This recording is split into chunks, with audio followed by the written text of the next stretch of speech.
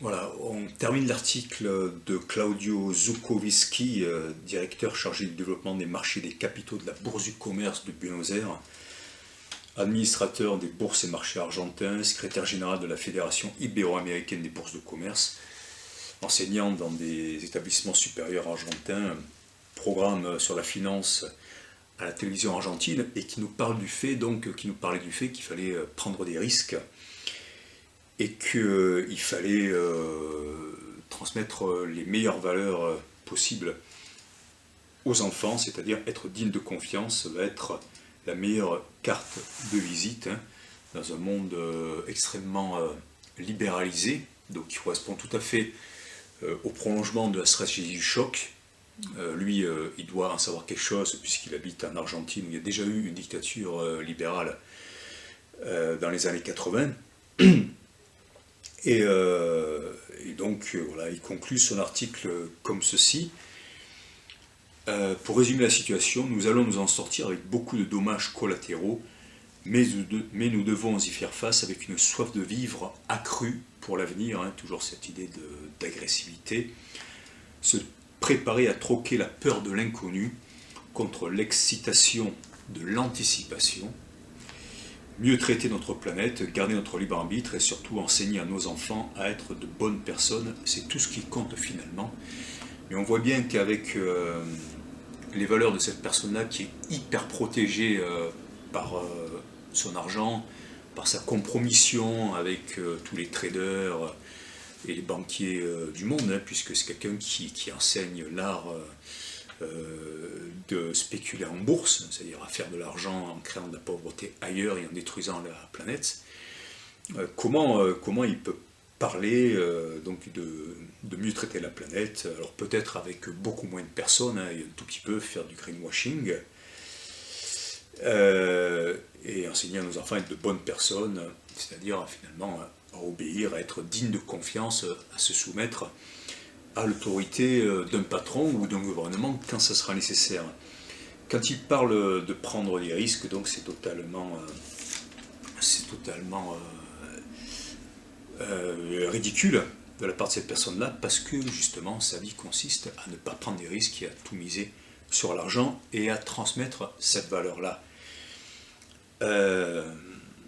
Donc la bourse, c'est le mensonge, c'est la quête de sécurité, c'est avoir toujours plus alors qu'on a déjà de l'argent, parce que pour placer de l'argent en bourse, eh bien, il faut déjà en avoir suffisamment et chercher à en gagner encore plus, c'est-à-dire avoir déjà assuré sa sécurité de façon plus ou moins digne en fonction de la profession qu'on a exercée dans sa vie active, et vouloir en faire encore comme ça, avec les yeux fermés sur ce qui se passe, eh bien, c'est tout sauf transmettre de bonnes valeurs à ses enfants et être une bonne personne. Voilà, donc c'est le genre d'article qu'on peut trouver voilà, dans le coin international cette semaine. Je rappelle la vie d'après, hein, 23 au 29 avril 2020. J'ai conscience que la semaine passée ou encore avant, je disais plutôt du bien du coin international. Le bien que je peux en dire, c'est qu'il aide vraiment à voir ce qu'on nous prépare si on ne le savait pas encore, hein. Donc l'idée, c'est pas de se faire du mal en lisant ça, mais d'avoir vraiment des moyens de contrer ceux qui sont comme ça dans des sophismes sans rapport à la réalité, avec soi-disant de bonnes valeurs, le courage, la bonne éducation, de bonnes personnes, mais derrière c'est une personne qui spécule en bourse, hein, voilà, et qui fait perdre son emploi, et même de quoi manger aux personnes de la Terre, quoi. Et c'était lettre aux jeunes générations, donc de la part de ce maître de la finance, Claudio Zuchowski. Bon, on continue avec un article allemand de Gerhard Matzig, publié le 7 avril 2020, et tiré du Süddeutsche Zeitung de Munich. Touché, c'est démodé, nous regardons désormais avec méfiance les poignées de porte soupçonnées d'être maculées de microbes et de bactéries. Cela semble irréversible. Voilà, toujours cette reprogrammation à partir d'un moment qui est complètement exceptionnel, on prétend penser l'avenir dans une situation qui, par définition, est atypique et qui ne peut pas permettre de penser l'avenir. Mais c'est la reprogrammation de l'état du choc, travaillé par le docteur Donald Cameron dans les années 40, 50, 60, le projet MKUltra. Il était écrit de longue date que l'avenir serait sans contact, même si personne ne le savait, évidemment. Qui l'a écrit? Il était écrit, donc comme une sorte de prophétie de la part des maîtres du monde, ceux qui sont censés nous amener vers le bien, vers la protection, et qui ont mis la planète et l'humanité à genoux, et pas pour de bonnes choses, avec de la sous-culture, de la malbouffe. Voilà. Là, bon, un petit coup bas pour certains Allemands. Je dis bien certains Allemands parce que j'ai des choses extrêmement... il y a évidemment de très belles qualités chez les Allemands, et à côté d'un certain conformisme chez pas mal d'entre eux, il y a aussi des personnes extrêmement originales et qui affichent leur originalité, et un endroit où on peut expérimenter et créer beaucoup de choses. Finalement, c'est pas pour rien qu'il y a beaucoup d'Allemands aux États-Unis, parce que ça, c'est une caractéristique aussi de la société américaine.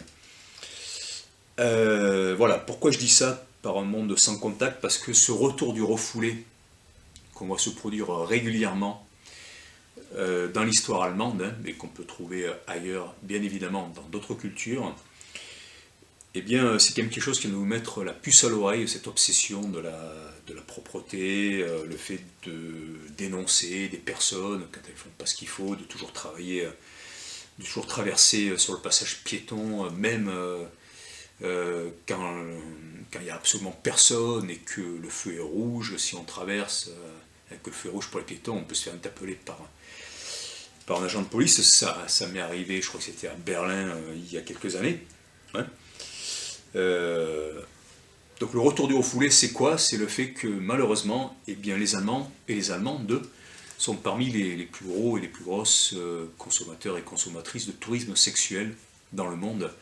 J'ai travaillé justement dans le tourisme, heureusement pas dans le tourisme sexuel, pendant des années sur 4 ou 5 continents.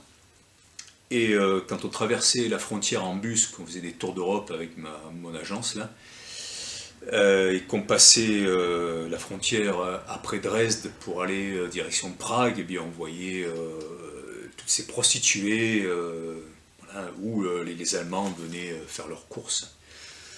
Voilà. Et c'est connu aussi inversement, les Allemandes qui vont en Italie, bon, désolé. Mais c'est pour dire attention, parce que tout est symptomatique. Et donc faire la morale, le contrôle de soi, la responsabilité, tout ça, bon, n'importe qui, et toujours quand j'étais guide de voyage, j'ai pu voir à quel point les professeurs femmes allemandes se foutaient complètement du comportement de leurs élèves pendant la nuit dans les hôtels. Ils mettaient un bordel hallucinant, ils se comportaient vraiment en territoire conquis, en faisant énormément de bruit, et c'était extrêmement plus que désagréable, extrêmement choquant pour des personnes qui s'autocontrôlent autant. Voilà. Donc attention, qui veut faire l'ange fait la bête. Quand on joue trop à celui qui contrôle ses pulsions, eh bien on les extériorise ailleurs ou après, et ça peut faire très très mal. Voilà. Puisqu'on veut nous imposer un monde sans contact, moi aussi je balance. C'est de l'expérience. L'article suivant. À Wuhan, les habitants à fleur de peau. Tiré du magazine Zhongguo Xinwen Zukan, c'est China Newsweek, Pékin, Chine. Et un article signé He Bin, publié le 15 avril. He Bin.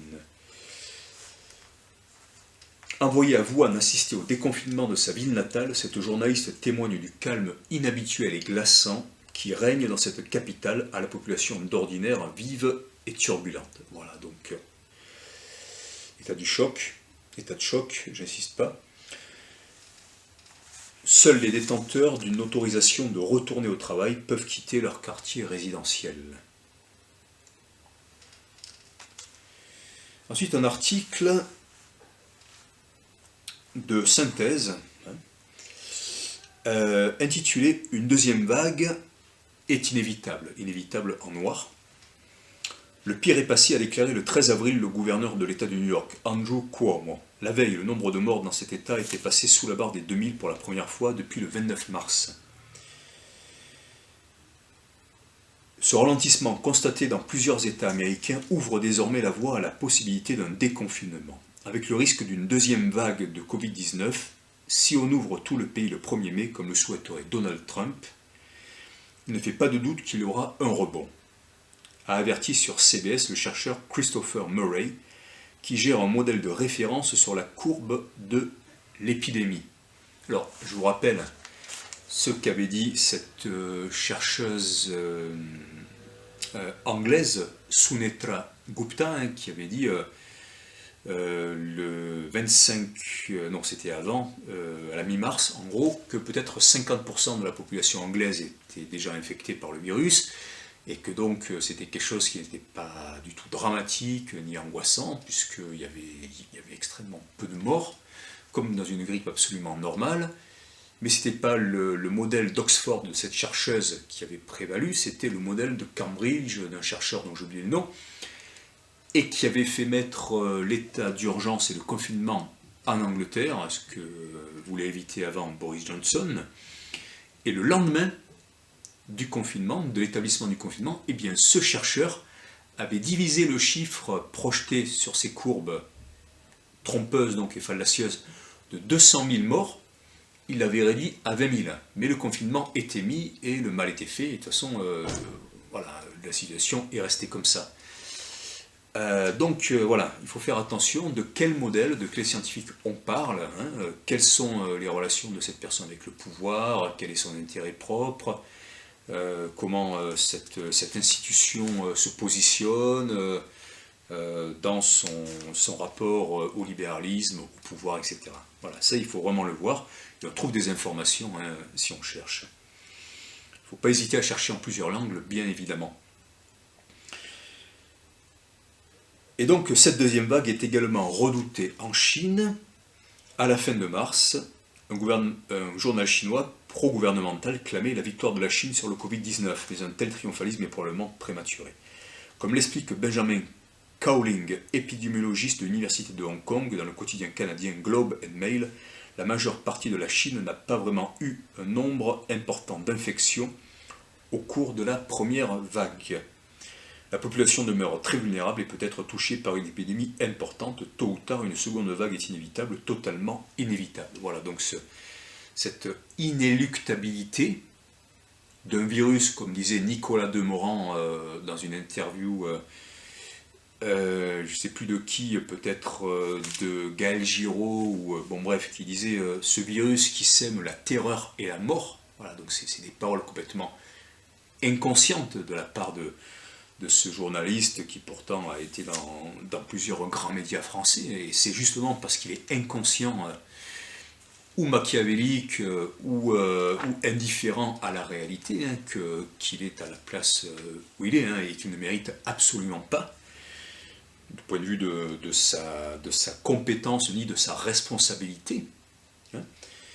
Eh bien on se rend compte voilà, que ce truc totalement inévitable c'est vu comme quelque chose de terrifiant, alors que non, le coronavirus, le Covid-19, étant simplement une grippe qui fait même moins de morts que la grippe de l'an passé, et qui touche uniquement des personnes fragiles, qu'il faut protéger dans la mesure du possible, mais qui ne nécessite absolument pas la vaccination de 7 milliards de personnes, comme le voudrait Bill Gates, et on peut se demander pourquoi lui se prononce alors qu'il n'est absolument pas médecin. Voilà, par contre, qu'il est richissime, et qu'il voulait mettre la totalité de l'agriculture de l'Afrique en semences Terminator OGM avec Monsanto il y a quelques années, je ne sais pas si c'est toujours le cas, avec sa fondation Alliance for a Green Revolution in Africa, AGRA. Ça signifie la perte totale de la souveraineté alimentaire d'un continent. Voilà ce ce que Bill Gates considère comme la bienveillance, hein, c'est-à-dire l'esclavage et l'enrichissement des plus riches. Donc ne l'oubliez jamais. Voilà, il y a des choses, il faut revenir à la réalité, et tout journaliste qui ne rappelle pas ça, eh bien, devrait un peu progresser dans sa mission. Alors, on continue avec l'article suivant.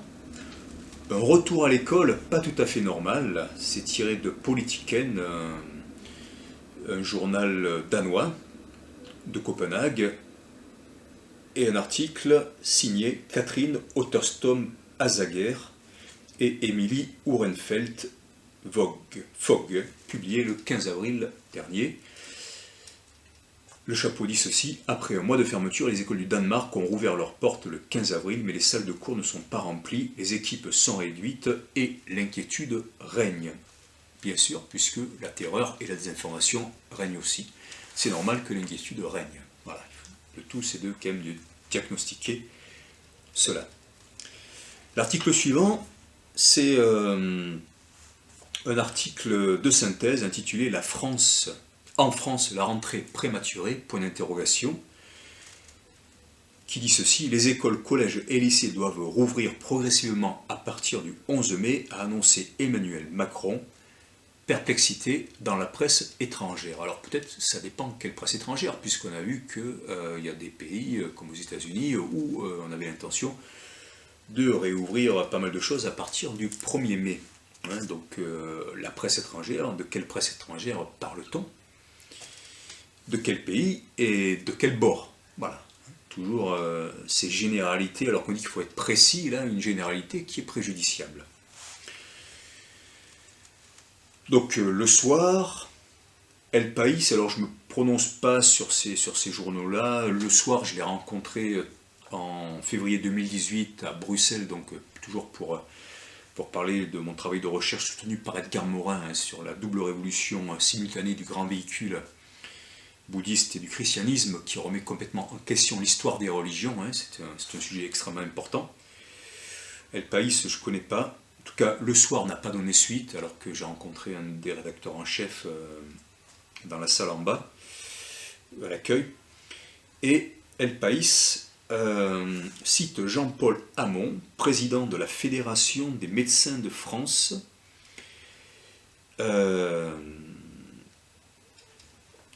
dans El Mundo, et qui dit une telle décision implique des risques pour la santé si elle est prise sans préparation suffisante pour protéger les élèves et les enseignants. Et donc pour Jean-Paul Hamon, président de la Fédération des médecins de France, il s'agit d'un risque inutile, rapporte El Mundo. Alors c'est un peu... Alors qui c'est Jean-Paul Hamon, donc le président de la Fédération des médecins de France, qui a testé le protocole du docteur Raoult, et qui dit qu'en fait il était complètement épuisé, que c'est inquiétant tout ça. Bon, j'ai lu ça dans... je viens de lire ça sur internet, comme ça m'est tombé dessus en ouvrant mon smartphone, et oui, j'ai un smartphone. C'était relaté dans Femme Actuelle, voilà, qu'il avait dit ça. Par contre, est-ce que c'est un épidémiologue, quelles compétences il a, que vaut sa parole? Le troisième jour, voilà, il se sentait mieux. Mais voilà, donc c'est quand même quelqu'un qui est forcément... il y a de forts risques, ça j'ai pas encore vérifié, mais allez voir, il y a des forts risques qui soient totalement en relation avec l'ordre des médecins, c'est-à-dire la mafia médicale française qui a fait passer sous silence énormément de scandales médicaux en France, et qui empêche les gens d'accéder avec remboursement à des médecines traditionnelles ou douces qui ont fait leurs preuves et qui couvrent d'innombrables erreurs médicales, hein, cet ordre des médecins. Bon voilà, donc ici c'est la Fédération des médecins de France, un organisme que je ne connais pas, donc je ne me prononce pas. Mais voilà, je dis attention, les représentants officiels d'une médecine qui a autant fait corps contre un des plus grands spécialistes mondiaux à Marseille, qui a eu d'excellents résultats, le docteur Raoult, déjà ça doit nous inciter à la prudence, à lui poser un certain nombre de questions sur l'étendue de ces évaluations, sur les personnes qui le font, si elles ne sont pas mêlées à l'industrie pharmaceutique, à la fabrication de certains médicaments, à tous ces gens qui ont caché tous ces effets secondaires, hein, et qui se sont imposés dans le milieu politique depuis longtemps. Voilà. On fait une pause et on revient avec l'Autriche.